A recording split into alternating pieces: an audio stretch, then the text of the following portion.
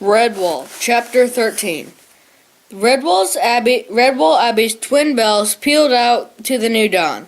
Down in the kitchens, Friar Gooch ceased ladling carrots and fennel sauce over a batch of mushroom pasties he had to fold and crump.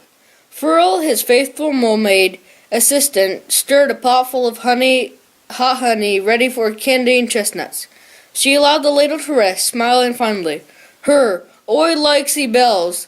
Them wonderful music to start off an extra sunny morning. How do 'ee say, sir? Gooch nodded vigorously as he opened an oven door. I say you're right, friend, especially as 'tis the first day of summer our bells are ringing out for. Furl almost tripped over the long cook's apron as she trundled swiftly to the kitchen door and called out, "'E summer be's your joy and happiness to all." The Abbey bells began ringing out next to peal to welcome the new season. Girdle Sprink became bustling up to the cellar, puffing as he carried a small keg. Skipper, who was returning from his morning exercises, bumped into the fat cellar hog and relieved him of his burden. "Belay there, mate. Let me carry on for ye. Oh, summer's and here joy and happiness to all." Girdle shook the otter's paw, returning the traditional greeting for the new season. "Summer is here, sir. Aye, joy and happiness to all, and especially to you, me big strong pal." Together they entered the kitchens, with the abbot, clad in fresh robes of clean linen, shuffling behind. Friar Gooch and Furl met with him, with much hugging, kissing, and backslapping and paw-shaking, as they exchanged greetings of the jolly occasion. "Summer is here, joy and happiness to all." The Father Abbot's eyes gleamed with anticipation. "And pray, what is in that delightful-looking keg?" Skipper placed it on the table. Girdle took out a little screw tap and knocked it into a mung keg. Sister Vernal appeared with Malbin and Crinkless in tow. They carried a tray full of delicate rock crystal beakers, tiny things, which tinkled as they touched. Before Girdle could answer the abbot's question, old Crinkless chuckled. "Wild cherry and red currant cordial, made on the final day of last summer. Good beast, Girdle. I knew you'd bring it up from the cellars today." The cellar hog looked slightly nonplussed, as any should know what his surprise offering was to be. He grumbled, "I brought it up here, just like I do on the first day of summer first day every summer season." Abbot Appomodemus placed a paw carefully around Girdle's spiky shoulders, smiling fondly. "What would Redwall do without you, my old friend? I'm sure this will be the nicest wild cherry and red currant cordial ever tasted in our beloved Abbey." The cellar hog blushed to his spike tips as he busied himself pouring the sparkling, crease-hued liquid into the glass. "Kindly said, Father Abbot. We're here long life and good fortune to all." Mem Flackery came hurtling in and relieved Girdle of 2 glasses, which she quaffed instantly. "A jolly loud hurroo for summer, what? Jolly and happiness to all you bounders, who never woke me to say that this was being served. I say, Gertie, old lad, this is an absolutely toodle-pip. Well done, sir. Congrats." Formal Erm scuttled in and seized the lost glass as Mem was about to reach for it. "Your good health, sir and marms. E summer be your." Friar Gooch bowed to the abbot. "Breakfast is in the orchard, I think, eh, Father?" Appomodemus beamed. "Why, certainly, Friar. Where else on such a day? I can't think of a more pleasant place." Mem Flackery interrupted. "Only after you sat in the great hall and dealt with those dastardly Dubbins who are on the abbot's report, sir, what?" The abbot's face fell. He disliked dealing out sentences, particularly to Dubbins. Skipper saw this and provided an instant solution to the problem. "What a miserable thing to do on the first day of summer. Bring 'em up to the orchard, poor little tykes. I was a Dubbin myself, you know. We all were once." The hair nurse cast a judiced eye upon the otter chief. "Perish the thought, you a Dubbin?" She shuddered. Every beast laughed at the ignorant expression on Skipper's face.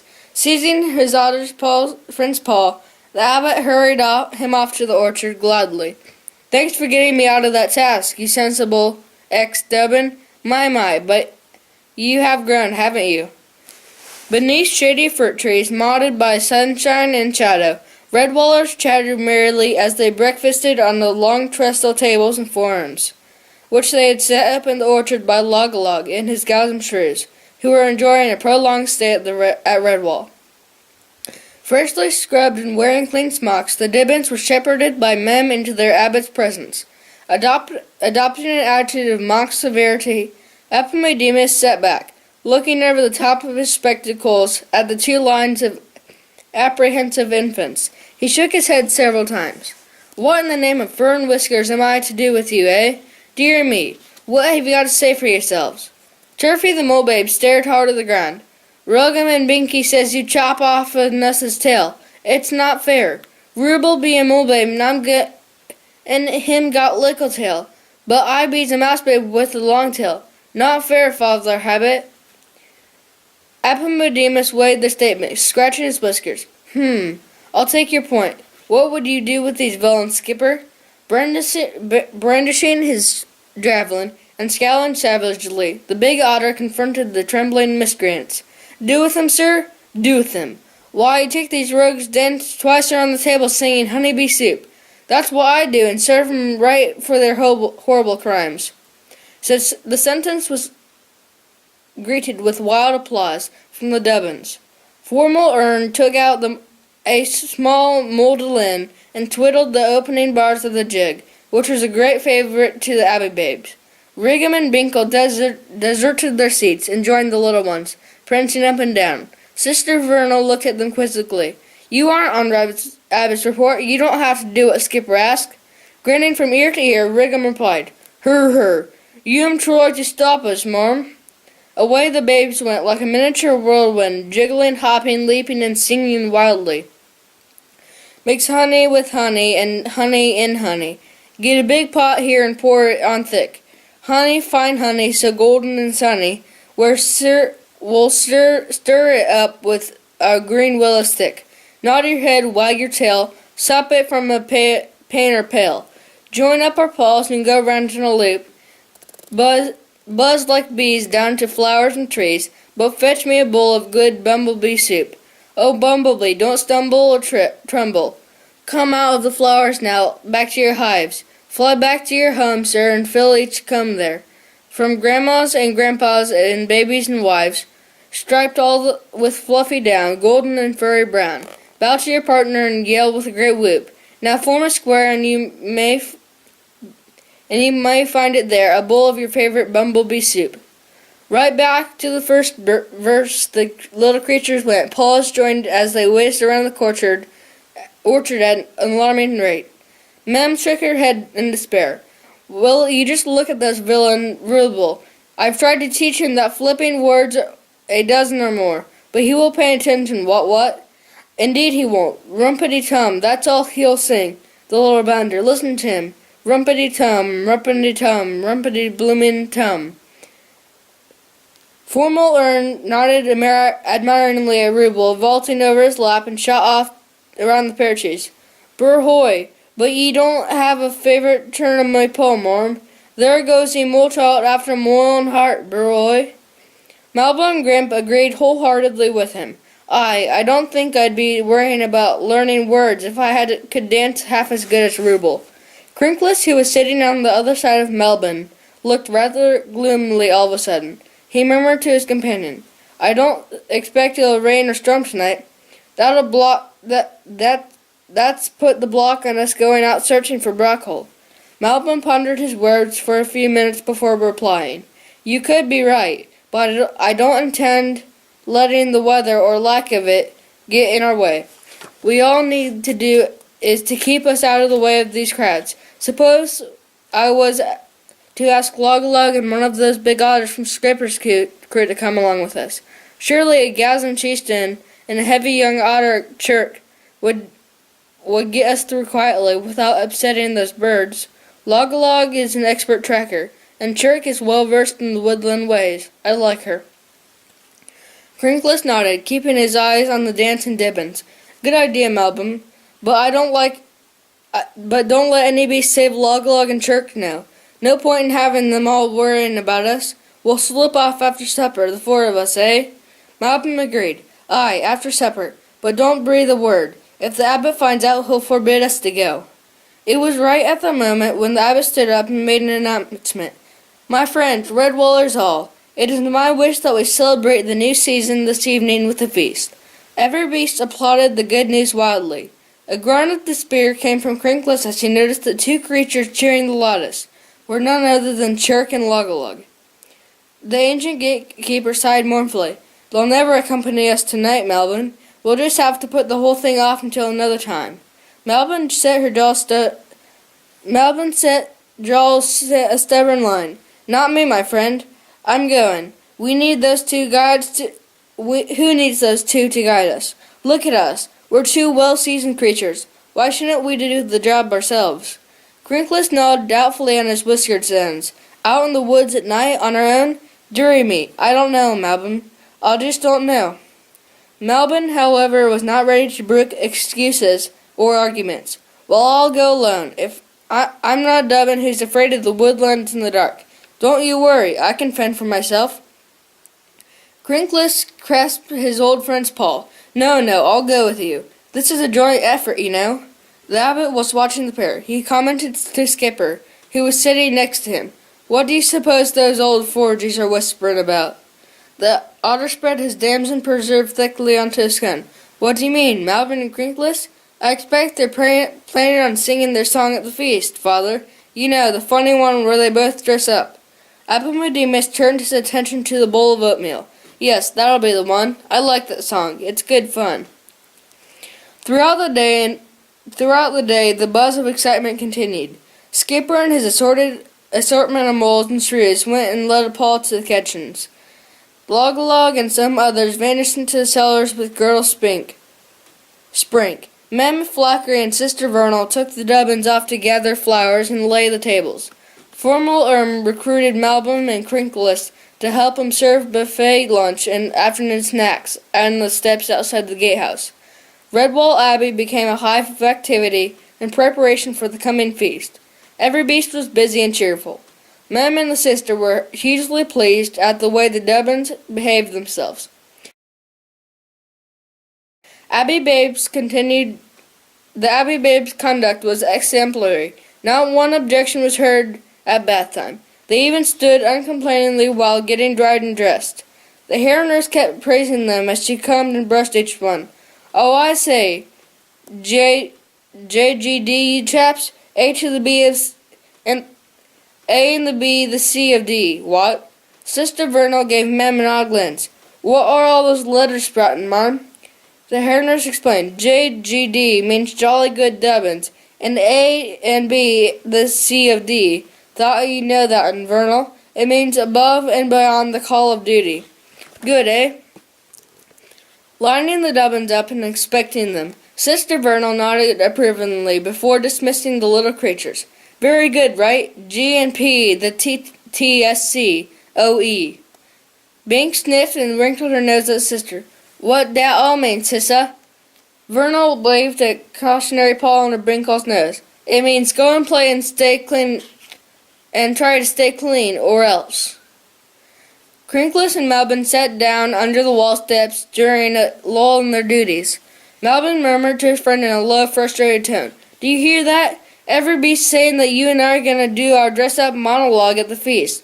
Huh, that's the last thing we'll want to be doing this evening. The ancient gatekeeper shrugged. Nothing for it. We just have to do it, I suppose. Melvin's eyes lit up at the idea occurring to her. Right. After the feast is done, we'll volunteer to go first with our performance. When we've finished, we'll pretend to feel tired and excuse ourselves. No beast will suspect us leaving the abbey then, eh? Crinkles felt slightly unhappy about the venture. I suppose you're right. For this consentment, at early twilight, the feast was a complete success.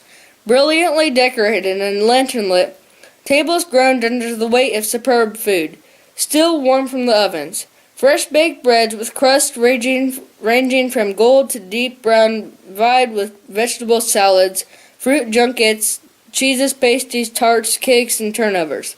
plus a large cauldron of the mole's favorite, deeper than ever turnip and tater and beetroot pie. There was hot herbal teas, cordials of all types, and a barrel of special October ale on the tap for the elders. Back and forth the delicious fare went from pall to pall amid banter, laughter, and animated conversation. Extra lamps and lanterns were lit as the darkness fell, and the entertainment commenced. Malbin and Crinkless performed their monologue, which was actually a duologue. It was a great favorite with all Redwallers, especially the Dibbons, who had armed themselves with slapsticks for the finale.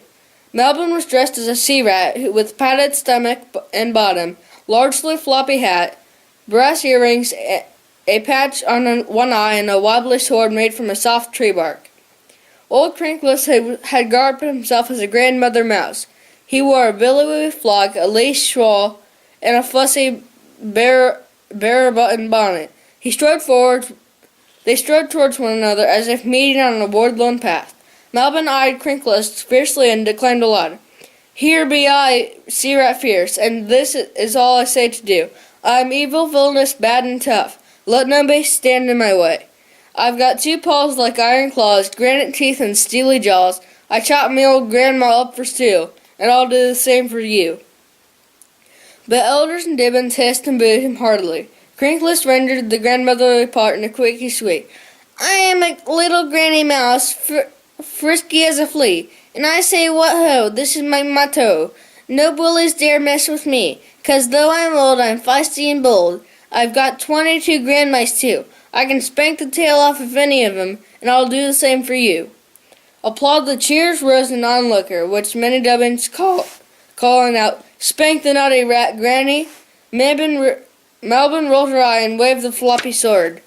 "Ho, ho, little Granny Mouse, scutty off to your house.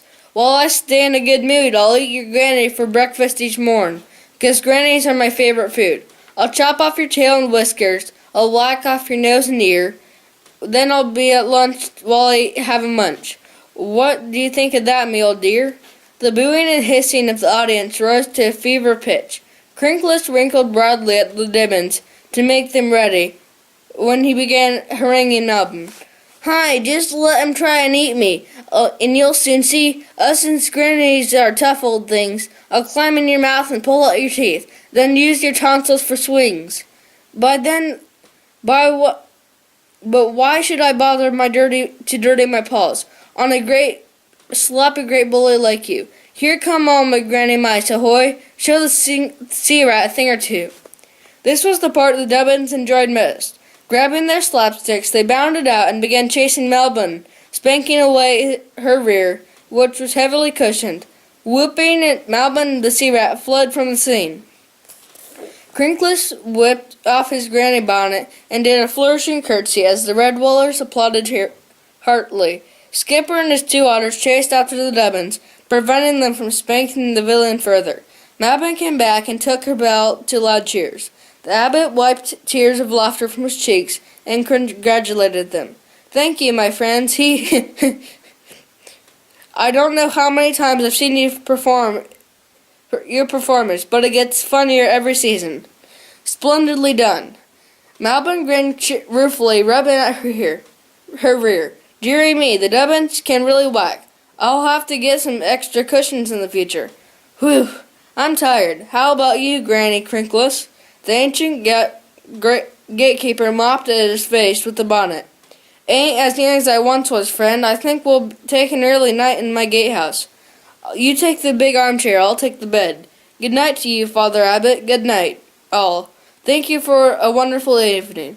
With good wishes of every beast ringing in their ears, the 2 old friends left the orchard and continued reveille of the happy summer day's feast. Shortly thereafter, Malbin and Crinkless, cloaked and carrying a lantern apiece, left the abbey and trudged off up the path. On entering Mossflower Wood, they immediately became aware of one thing: the silence. Not a breeze stirred the still warm air. The sound of night bird song was completely absent. Crinkless kept his voice to a subdued whisper as he remarked upon this to his companion. "Strange, isn't it? Not a breeze or a peep of anything about." Malbin tried to take light of her friend's concern. All the better for us, mate. I was dreading that any moment we'd hear the calling of those rascally crows, but all seems nice and peaceful. That's a bit of luck, eh? Crinkless nodded wordlessly as they plowed up through the shrouded woodlands. As he felt as if the atmosphere is not all nice and peaceful. The misty haze had woven a milky carpet around the trees. It was almost waist-high and formed by a day's heat turning the earth damp into vapor. The ancient shrew decided that everything seemed rather sinister. Malvin trod on a twig. It cracked sharply. Its sharp cracking sound made Crinkless twitch nervously. What was that? Malvin tried to tread more carefully to reassure him. Only a twig I stepped on. There's nothing to be afraid of. Following the path they traveled along previously with the Brock Hall search party, they pressed on towards the woodlands. Their lanterns held high, twinkling in the night like two fireflies. Now Malvin began to feel uneasy. She could not say for certain the cause of it, but a sense of foreboding hung over her. Crinkless was right. It was too quiet. Normally the woodlands was alive like a nocturnal sound, owls, nightingales, insects, and healthy breeze rustling the canopy. Just to reassure her, the healer recorder spoke to Crinkless. We are on the right path, aren't we? The old shrew turned, his lantern light illuminating Malvin's face. She looked as scared as he himself felt. Aye, this is the path, sure enough. Look, there's where we stopped and had lunch and the crows attacked us. Malvin found herself wishing she could hear the call of a crow, anything to break the oppressive silence. Fear and fatitude were beginning to overcome both creatures. Crinkless pushed through the undergrowth and to the tiny clearing, and leaned his back against a tree. Let's stop a while for a breather here. My footballs have gone all sort of wobbly and shaky. Malvin hung her lantern on a branch, not wanting to sit down in the mist. She stood alongside Crinkless. Well, what do you think, Brock Hall is? I know we're somewhere in the area. The shrew shrugged at her whispered inquiry. Could be anywhere in the wide circle from here. I haven't got a clue. I wish those Dubbins could remember the way. Slits of moonlight penetrated the trees, slivers of pale silver against the gloomy night. They stood wordlessly, each wishing that they were back in the comfort of Redwall's gatehouse. Though it was not cold, their dew-laden cloaks felt clammy clinging against them. Malvin removed hers first, with Crinkless following suit. A sound came from the grass nearby, and Crinkless whipped his head around in the direction. What was that? It was not an actual noise, more like a slight wet squish. The ancient shrew thought she saw more ferns tremble in the moonlight shaft. Then another sound was heard, from the opposite direction of the first. Malvin held up her lantern, paused to tremble as she peered into the blackness. Her voice took a strained, panicky edge. There's another sound, like something moving through the glass toward us. Then they smelt the odor, musty and bittersweet. It grew stronger. The grass swished in both directions. Then it swished behind them, getting closer. Crinkless' voice was tight with terror. He swallowed hard. That sound, the smell. We're being hunted by some beast. We can't see. Malvin felt every hair in her body standing up. The sound was vile, powerful smell was almost upon them. Her voice was little more than a petrified squeak. There more than one of them. Yeah! Dropping the lanterns and cloak from the nerveless paws, the two ran headlong into the pitch-black woodlands, away from whatever was seeking them as prey.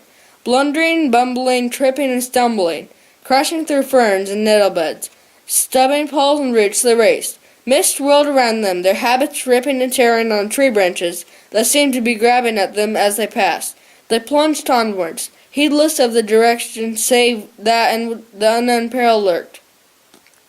They splashed through a small stream and raced through a bog, so fast that they hardly sank enough to impede their wild charge. Crinkless grabbed the cord girdle on his friend's habit as they fled across a clearing into the pine grove. Overcome by fright, Malvin turned her head to see what was holding on to her. Still running, she slammed slide onto the trunk of thick fir. There was a sudden stab of pain as a broken branch struck her cheek. She fell down senseless. The ancient shrew collapsed by her side. Her hoarse, rasping breath sounds mingled with those of his companion. He traveled around in the dark with a clean scent of pine needles banishing the musty odor from his nostrils. His paw struck Malvin's face. He felt the broken branch splinters sticking from it and the sticky wetness, which he knew to be blood. Upon his paw, Malvin, are you all right? You're not hurt, are you? Speak to me. Say something, Malvin. Oh, please, say something. There was no sound from her. Crinkless tried hard to get a grip of himself, moving along until he had his friend's head resting on his lap. There was nothing being followed. He had sensed they were out of danger, but they were lost. Malvin was breathing heavily, still lying senseless. The wood had gotten deep into her cheek. He set his teeth right in the broken twig and tugged it free. Spitting it out, he tried to compose his nerves by speaking aloud. There's no real harm done, mate. It's a bit further up and you might have lost an eye. The thought of such an injury, combined with the memory of swishing grass and musty odors, suddenly sent the old shrew into a violent paroxysm of shivering and shuddering. His teeth chattered like castanets and his entire body shook uncontrollably. He sat there alone in the night, trembling and nursing Malvin's head in his lap, weeping. Don't want to come. Good thing I did. Cannot leave you on your own, old friend. Hope some beast finds the main gate unlocked. I only jammed it shut with a stupid bonnet. Oh, I say something, Malvin. Say something. Don't leave me alone here like this.